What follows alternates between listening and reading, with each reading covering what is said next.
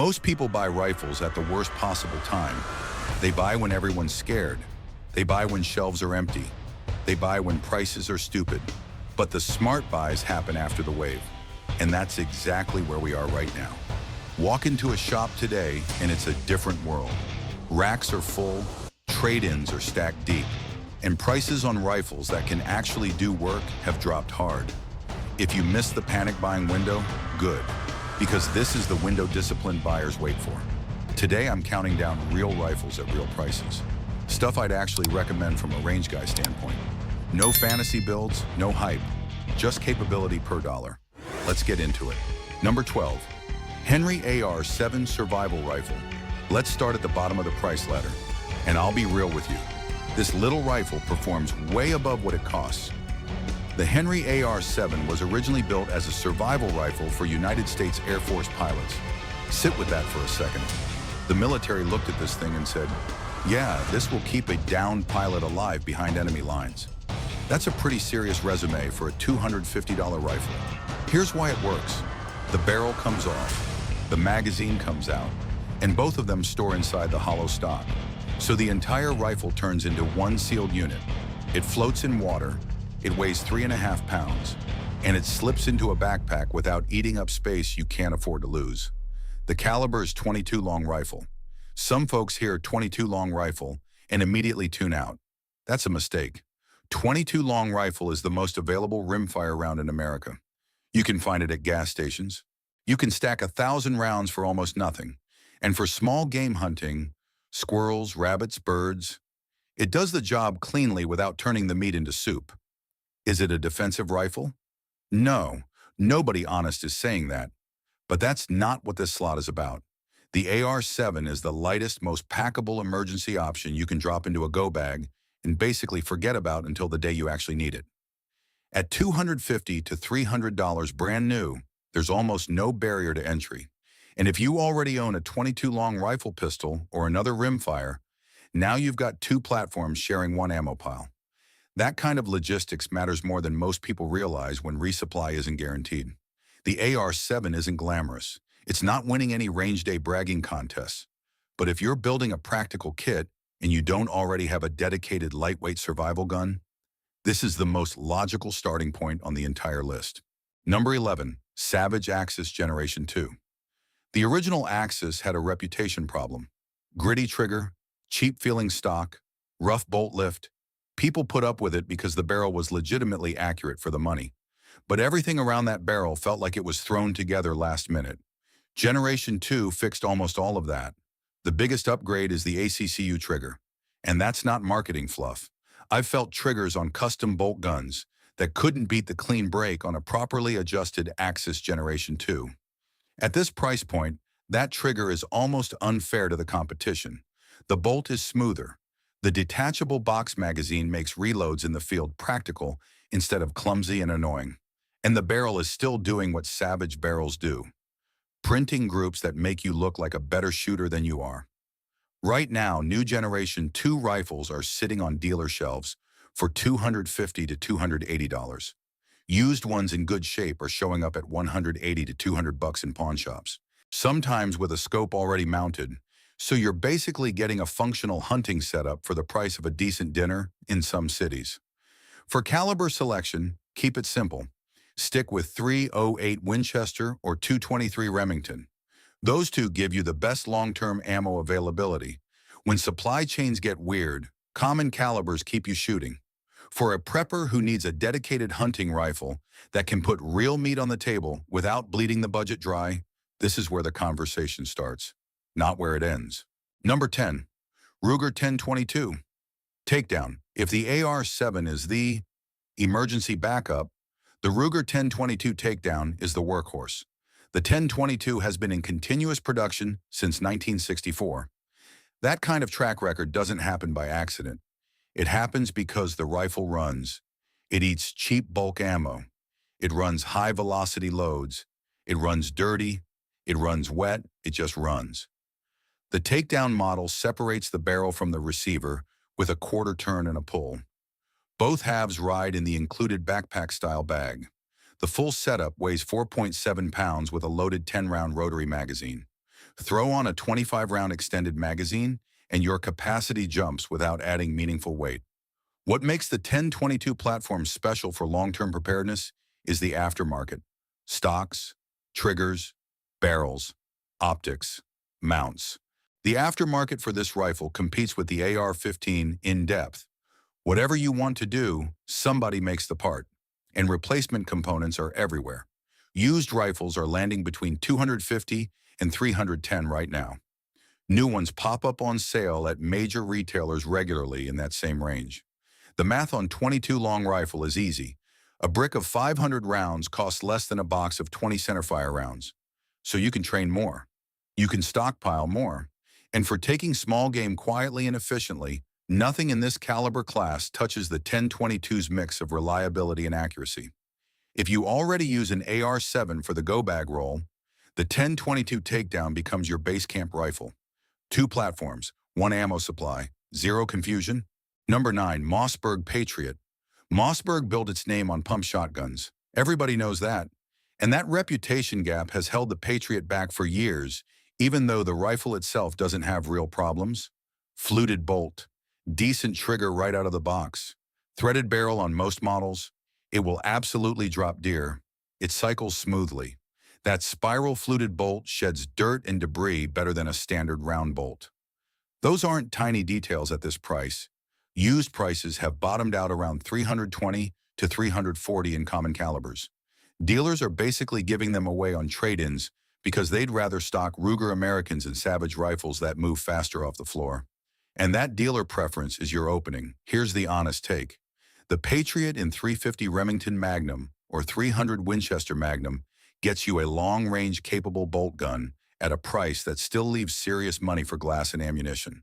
A lot of shooters avoid Magnum calibers because the ammo costs more. That makes sense for a casual range day, but it breaks down in the field. A bolt gun that can reach past 300 yards changes what one rifle can do. Dense timber, open fields, mountain country. The Patriot handles all of it without complaining. Number 8, Ruger AR-556. For a lot of people, this was the first AR platform rifle they ever handled. And there's a reason. The Ruger AR-556 isn't flashy. No free-float handguard. That fixed front sight base looks old school next to newer budget builds. And yeah, Palmetto State Armory will sell you something with more modern features for similar money.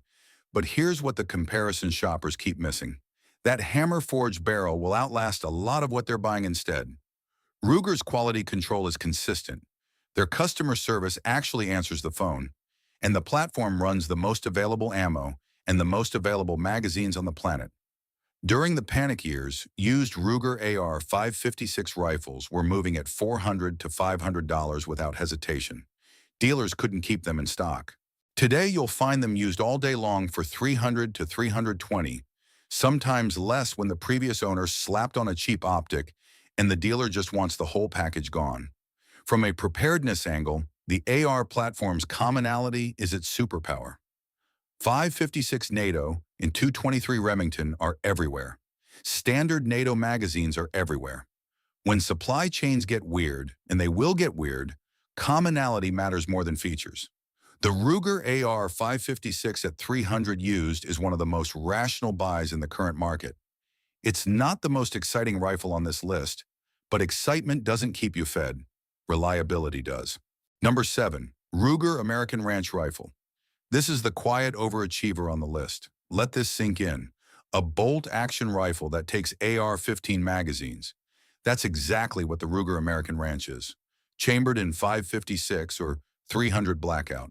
Short, handy, accurate. That 16-inch barrel keeps it maneuverable. Unloaded weight is about 5.5 pounds, and it feeds from standard AR magazines like it was designed around them. Why does that matter? Because 556 is the most available centerfire rifle ammo in America.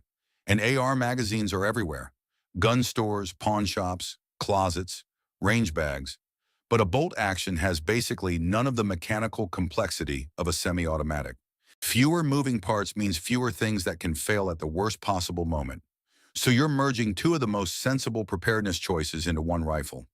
The ammunition ecosystem of an AR and the mechanical simplicity of a bolt gun.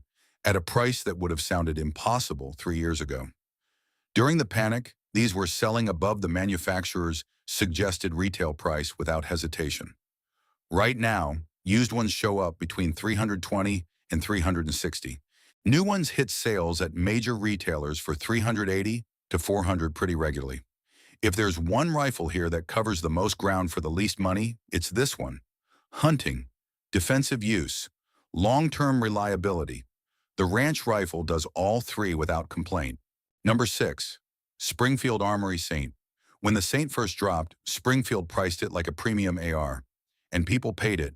M-lock handguard, mid-length gas system, consistent quality control out of Springfield's facility. It was a modern AR at a premium price. Then the budget AR market got crowded. Springfield held their pricing while competitors got better and cheaper. When panic buying finally cleared out, the used market corrected hard. Now you're finding clean Saints between 350 and 380 used, sometimes less when someone bought at peak panic pricing and just wants out. That mid-length gas system is the real story. It gives noticeably softer recoil than carbine-length competitors in this price bracket. If you're an older shooter with any shoulder sensitivity, or you're planning to run a suppressor later, that difference isn't subtle, it's real, and you'll feel it after the first magazine. And unlike some of the budget builds flooding the market right now, the Saints fit and finish stays consistent. You're not gambling. What you see on the shelf is what you're getting. And what you're getting is a solid, reliable AR platform with better ergonomics than most guns in this range. For folks who want to step up from entry level without crossing into the 600-plus zone, a Saint at 350 to 380 used is a legitimate sweet spot. Number 5. Kel-Tec Sub 2000 Generation 2. Yeah, it's a pistol caliber carbine, not a traditional rifle, but stay with me, because the value argument here is hard to ignore. When Kel-Tec released Generation 3, they fixed the one thing Generation 2 owners hated, the optic mounting issue. Generation 3's folding system lets you keep a scope or red dot mounted without losing zero every time you fold it. So if you were running glass on a Sub 2000, that was the upgrade reason. And people upgraded in big numbers, which means Generation 2 models are now sitting at 350 to 400 used, and they're not selling fast. That's your negotiating window. Here's the angle that doesn't get enough talk. If you already carry a 9mm pistol, and statistically you probably do, the Sub 2000 can run the same magazines. Glock magazines or Smith & Wesson magazines depending on the version you buy. One ammo supply, one magazine ecosystem, two platforms. And again, that matters when resupply isn't guaranteed. You're not managing two calibers. You're not juggling two magazine systems. Everything feeds from the same source. It folds down to 16 inches. It weighs 4 pounds. It fits into a backpack next to everything else you're already hauling. Think about what that means for a go bag. A full-length carbine that basically disappears into your kit without demanding rifle-size space. Generation 2 isn't outdated. It's just mispriced because Generation 3 exists. And that price mistake is all upside for you. Number 4. Marlin 1894. C lever guns are having a moment right now. And the Marlin 1894C in 357 Magnum is sitting right at the intersection of that trend and a market correction most buyers still haven't noticed. Here's the backstory. When Remington owned Marlin between 2007 and roughly 2019, quality control was all over the map. Some rifles came out perfect. Others had rough machining, feeding problems, misaligned sights. Collectors learned to check serial numbers and inspect every rifle individually. That stigma stayed even after Ruger bought the brand and fixed the problems. And that lingering stigma is creating a real buying opportunity right now. Remington-era Marlin 1894C rifles in 357 Magnum are sitting in pawn shops and used racks for $550 to $650, sometimes less. And here's what most people miss. A lot of those so-called Remlins are actually perfectly solid rifles. The bad ones got returned, got complained about loudly online, and got fixed under warranty. The ones quietly sitting on the used rack often ran fine and got traded in because somebody upgraded for other reasons. If you're willing to inspect the action, run snap caps through the feeding cycle in the store, and look for obvious machining issues, You can walk out with a legit lever gun for way under what the market should be charging. The preparedness angle is ammo sharing. 357 Magnum paired with a revolver gives you the same logistical simplicity as the sub 2009mm combo. One ammo supply, two platforms, but with a lot more terminal performance.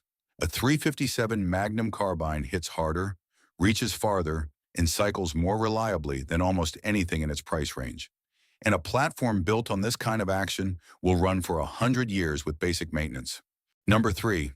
CZ Scorpion Evo 3. The CZ Scorpion crowd went through a rough patch.